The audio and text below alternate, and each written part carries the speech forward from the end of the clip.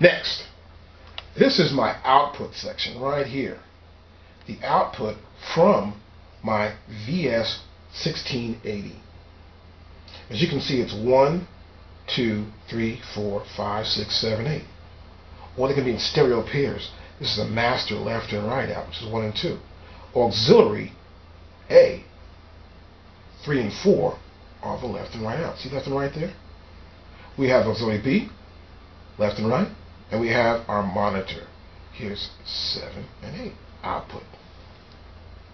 Now we would use a RCA cable. I've got one right here, of course. I like to keep a color-coded cable, as you can see here. 8 different colors. I mark my cables. I put them in here so I know which is which. And the opposite end that I use for my output connection, I have labeled also. Now sometimes you get a cat come by, he's got a guitar, you want to record him. You go, oh, well, that's how I sound. You go, oh. Alright, I want to record, man. So look, you got to get a cable. Now most of these guitars require a cable like this. Guitar, bass guitar, even some keyboards. It's like an analog output. So the guitar generates a signal, and then we take that signal, we put it into our, right here.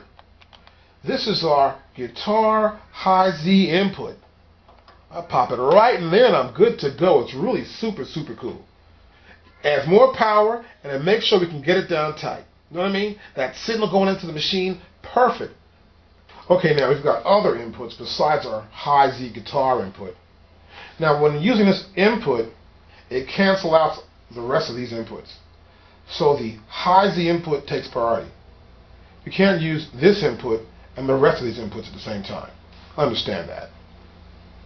Now, these first two inputs are XLR. Here's an XLR cable. See the little 3 prongs in the back there? See that? Now, I'll take this cable and I can put it right here in to my VS2480. And the other end here, well, let's say go to a microphone.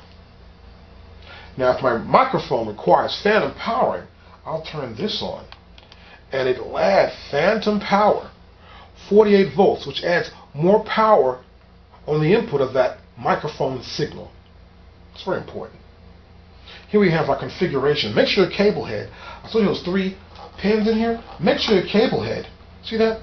Those 3 pins in there, the configuration is cold, 1 is ground, hot is 2, and cold is 3. And here we're a ring tip sleeve for our connection. That applies to 8, 7, 6, 5, 4, 3. Now below that we have our digital input. Here we can use a standard RCA digital cable. In 1, out 1. And we also have our output here, which is coaxial. This is stereo in, stereo out. Let's look at the front. Now here we have a foot switch.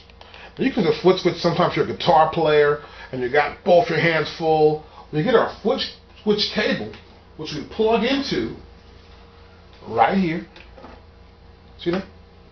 And this in turn will be connected to a foot switch, and you would either punch in or punch out a certain part of that song.